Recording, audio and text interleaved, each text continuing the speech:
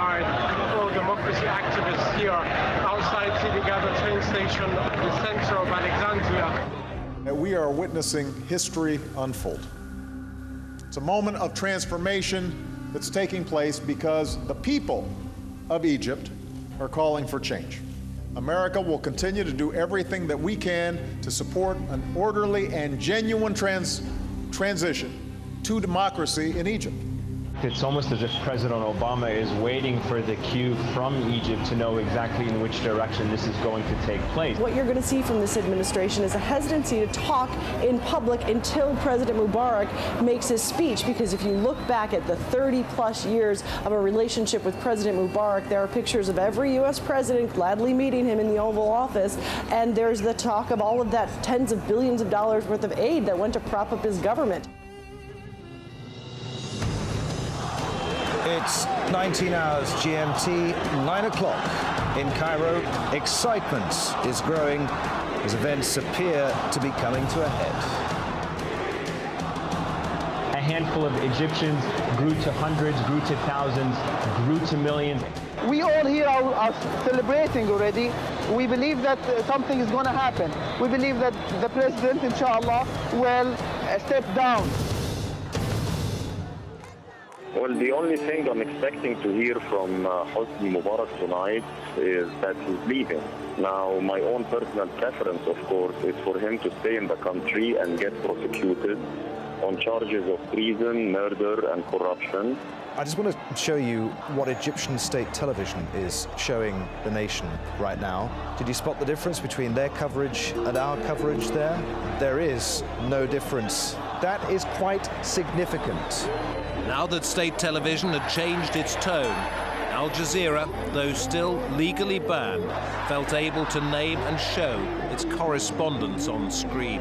The images that they showed, images of really from a distance. They would show you pictures of the protests to try to give you a sense that they are small numbers. The protests were never really shown in the significance or given their proper editorial weight. And perhaps what you're seeing behind the scenes is the regime slowly, perhaps coming apart by showing you these images to ordinary Egyptians for the first time. The atmosphere in the square is absolutely electric. People have come in their tens of thousands. There is quite literally standing room only.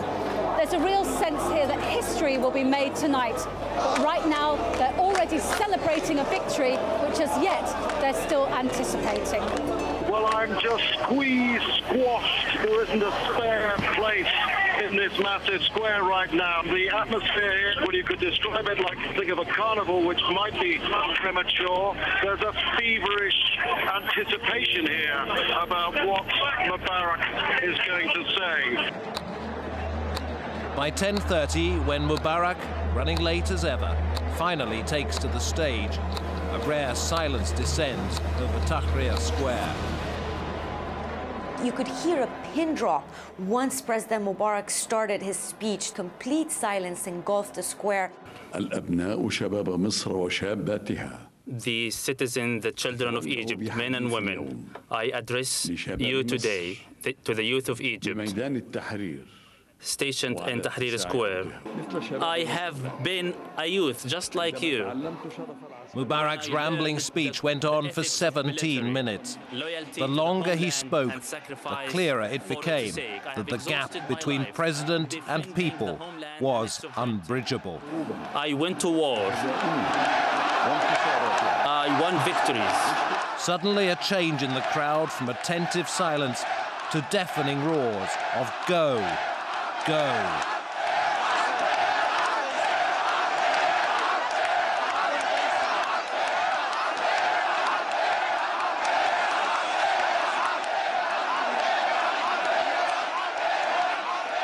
They are playing with us. They are not dealing with us as an honest government. Standing here for like 16 days, we just had enough. Liberation Square erupted in anger and frustration. You thought maybe that people would be demoralized, that people would be deflated, but in reality, it was the complete opposite. People had become much angrier. People had become even more determined. We started to see the mood turn to anger, raising the anticipation and raising expectations like he did was very, very dangerous, because those expectations were not met, and all you were left with were thousands, tens of thousands of very angry people. You could see how the mood just completely altered. People were almost certain they knew what was the next line, because that's what they heard him repeat all throughout his speeches since the protest began on January 25th. You could also see tears in some of the people's eyes, screams of anger, people just breaking down in tears, breaking down, screaming and saying, we cannot believe that. Immediately afterwards, we started hearing calls for the protesters to make sure that Friday, the following Friday, they get 20 million people to the streets across the country, because it became very personal on so many levels for them. They felt that this was a president who was insulting them, belittling them. His speech was seen very patronizing. Again, that was the tone that this regime fails to understand. It's puzzling me, really, and at the same time, how it's going to react. I mean, this is very puzzling situation. It's not just fluid, now it's volcanic. Vice President Suleiman follows on Mubarak's heels. I call on the youth of Egypt, the youth and the heroes of Egypt. Go back home. Go back to your work. The country needs your hands. Let's join hands to build, develop in creativity. His words have the opposite effect, incensing the crowd, pushing them onto the streets. This is the decisive moment that young activists galvanize the crowd to move on state television and other hated symbols of the regime. And people are now in front of the Egyptian TV and radio headquarters. Many people are here, and there are many army tanks and officers and soldiers everywhere. And people are very angry and upset. And tomorrow there are supposed to be many demonstrations all over Cairo and different cities like Suez, Port Said, and Alexandria. They've gone onto the streets of Alexandria and are heading towards, I'm told, the military base.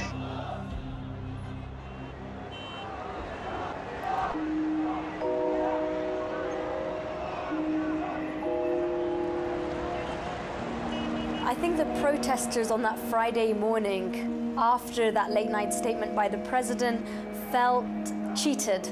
They felt like he had sent messages that he could be stepping down through various means, and then he tricked the people, and that made them angry. And there was definitely a sense in that square when I was there very early in the morning, on that Friday morning, that something has to be done, that he cannot continue to rule this country, and that he cannot continue to be under this illusion that the protesters would leave. It was definitely a different feeling inside that square on Friday morning.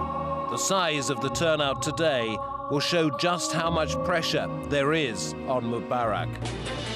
The military making a statement through state television saying that the military will guarantee an end to the emergency law once the existing conditions are over. There was no time frame given and no specific detail as to when, how, or under what contexts they will remove the emergency law. But again, very general statements, very imprecise and unspecific statements.